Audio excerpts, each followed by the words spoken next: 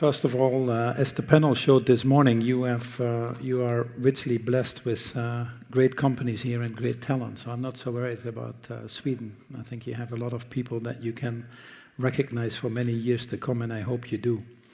I also want to use this opportunity with just in the name of my wife and myself, where unfortunately your mayor, Joran Johansson, passed on, and he was actually one of the founders of this award with the city, I've been told, and that shows great foresight, and obviously our thoughts and prayers are with him. Also, thanks for the kind remarks and the introductions to both of you for this Champion of Global Change Award. It is a very important award, and I certainly wouldn't take it for myself. I think I'm standing here really for the 175,000 employees that we have and all the people that work with us in the value chain. But more importantly, I really would say, for me, these awards go to the people that were actually trying to address their needs. These are the people that can be here for the reasons we talked about on the panel. And I'd like to dedicate that award to them. Margot couldn't be here, but I followed her career with admiration as well, and she's obviously made an enormous impact in our own way, especially when it gets to injustice and violence against women. That's another part of sustainability I think we didn't talk enough about, but it's extremely important. And then a little bit humbling to see Pawan stand there, or Al Gore, or Kofi Annan, whom I happened to talk to yesterday, and I was mentioning that I was going here, or Gro Brundtland, or others that have been here before me. It's a little bit overwhelming to actually stand here if I look at that list of people. It doesn't surprise me that you do this in Sweden and that you take the lead again on this, and that we're receiving this award, because Sweden actually as a country, I believe, has taken, you're modest about that, but has taken a lead on sustainable development in many areas. In fact, it was a Swedish initiative to the UN that led to the Stockholm Conference on the Human Environment. This was actually done in 1972. And as you well know, that was the precursor to the Rio Conference and all that has followed. So you've actually put a lot of these pillars in place that we now benefit from. This conference itself marked a critical moment in the journey towards sustainable development. Now, always almost half a century later, we're here again at another pivotal moment in history, in my opinion. And 2015, as we talked about, will be a crucial year for all of us in the course of human development, if you want to. This is the year that we have to reorient ourselves and our ambitions, in my opinion, to a brighter and more inclusive future for all. At this point, we'd like to think back actually to 1972. I went back to when the conference was here and the lessons learned since, if I may for a second. In fact, speaking at the Stockholm Conference at that time was the then Prime Minister of India, Indira Gandhi. Hard to imagine now, but she was there, and she commented that the profit motive of individuals or collectives overshadowed everything else, and that the overriding concern with the self and today was the basic cause of the ecological crisis. This was 1972. Little have we learned since. She could have said it today. It's actually more true today than it was then. Whilst profit-driven capitalism has brought undoubtedly unprecedented growth and prosperity to many of us, it has also perpetrated what probably is now becoming a flawed and dysfunctional system, may I say. One that is fueled by relentless consumption, short-term expectations, growing disparity between rich and poor, and a disregard for natural capital. And increasingly, unfortunately, pitching people against the planet. And what people don't understand is, if you want to fight with the planet, I can tell you the outcome already. The outcome will be that the planet is going to win. Now, this is absolutely unsustainable.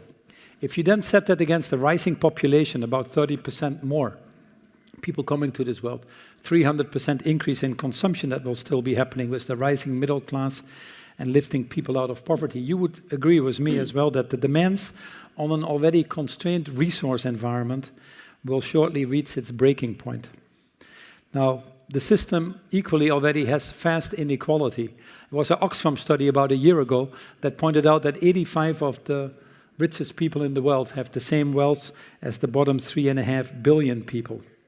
And if you have this type of inequality, which is actually increasing, and this type of exclusion from an economic system, it ultimately will breed social instability and conflict. And I think that you see quite a lot of that. On top of it, it will actually lead to further environmental degradation. Now, locked together in this, what I would call a destructive relationship, man and nature have two options: either spiral down to destruction or rally to the challenge. Obviously, we don't want this vicious circle to the bottom. We want this virtuous circle to the top. A world where sustainable green growth supports equitable development, where investment in clean energy or information technology and low-carbon infrastructure create jobs, cleaner air, better health, lower poverty, and obviously more energy security. We don't actually want to be in a situation that we make a choice, as I mentioned before, between people and planet. Now, taking action on environmental issues, I believe, and I think increasingly more people, will actually not inhibit continuous development, especially of the global south, where a lot of that needs to happen. I think it goes perfectly hand in hand. In fact, economic growth and climate change action increasingly can be achieved together. I had the honor to be on the Global Commission for Climate and Economy, which was actually sponsored by the Swedish government, amongst others, and chaired by President Calderon, and it was called the New Climate Economy. And we pointed out that many countries that can tackle this dichotomy that exists between economic development and attacking climate change, and that in fact you need to attack climate change to secure economic growth. We see it here, we see it in many other countries. In fact, if you take Sweden, you reduced Stockholm as a city, reduced greenhouse gas itself by 35% between 1995 and 2010. Absolute reduction of greenhouse gas by 35%, whilst their economy was growing by 41%. It's one of the highest in Europe. It's a good example of how you can decouple that. However, if we want to achieve this virtuous circle that I talk about, our current system will have to change. The ways in which we generate and distribute wealth will have to change. The ways in which we live within our planetary limits and in our environment with each other will have to change. As the American architect and actually system theorist was Richard Buckminster Fuller, he once said, "You never change things by fighting the existing reality. To change something, build a new model that makes the existing model obsolete." And I think that's what we're talking about here. As a businessman and obviously father of 3 children, I'm determined to do my contributions to help this better model. A model that is grounded in values and higher purpose. A model which incorporates the environmental, the social, and the economic dimensions of sustainability. A model driven by good governance, without any doubt, bringing everyone together in a new form of global partnership. One based on solidarity, based on mutual benefit, and yes, also based on mutual accountability. Now, with the agreement of the global climate change agenda that we're talking about, and the amazing opportunity at the same time to work on the new sustainable development goals, which have to be put together in 2015, this represents an extraordinary opportunity in mankind to lay the foundations for this new model. Now, 2 things have to succeed in order to lay that foundation. Not surprisingly, they would be, in my opinion, policy and partnership.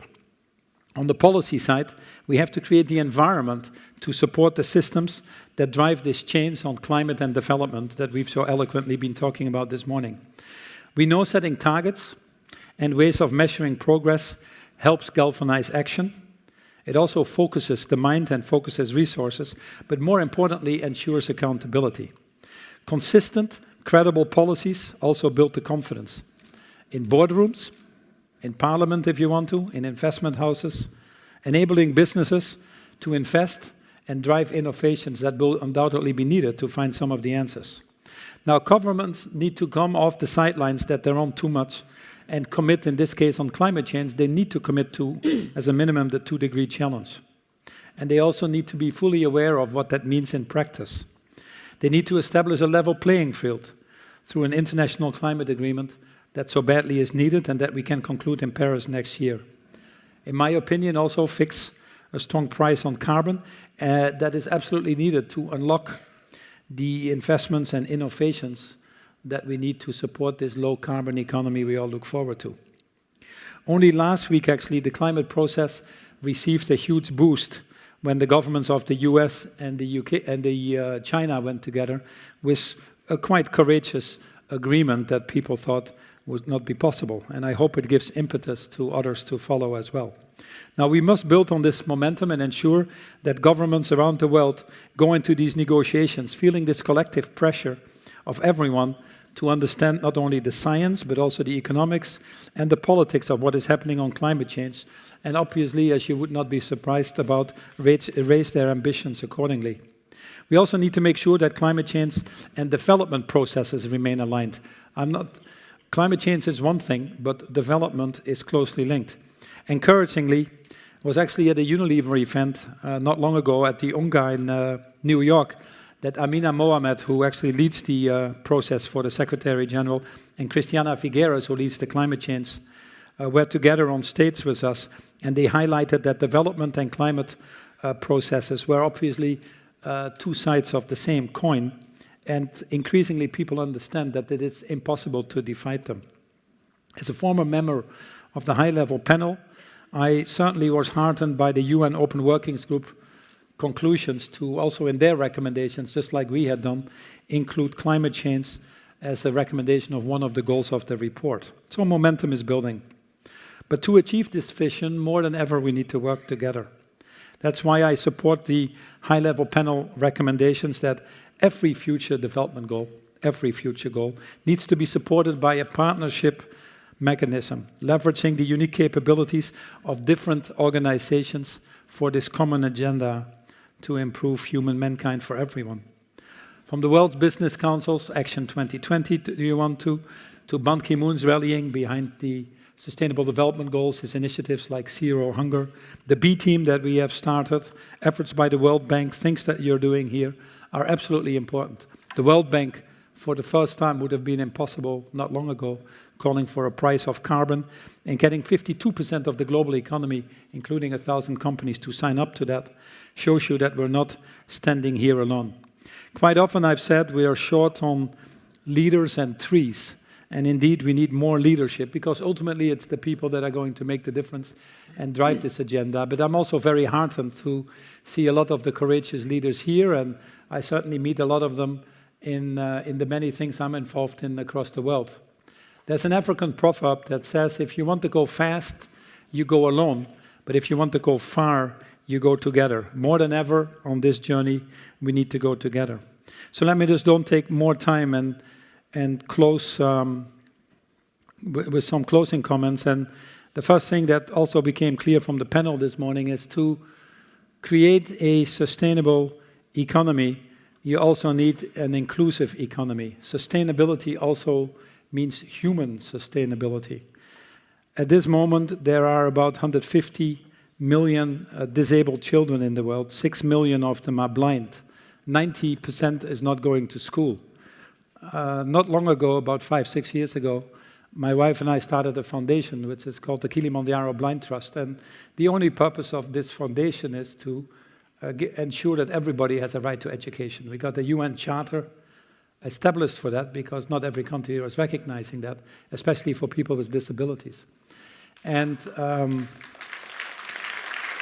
so where we are focused on is actually a difficult subsection of that, which is the visually impaired children. As I said, there are about 6 million of them. Ensure that they go into schools, but when they go into schools, ensure that they have the necessities to succeed, which in this case means Braille machines, means Braille paper, means teaching facilities, and then progress through the education.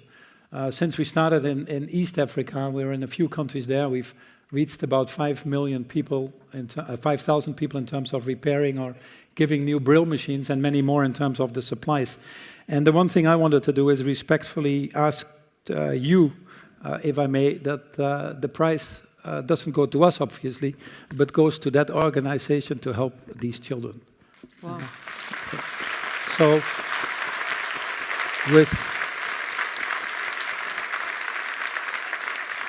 with that, I thank you for this honor, and again, hope to see you all soon again, and stay the course, more important than ever. Thank you.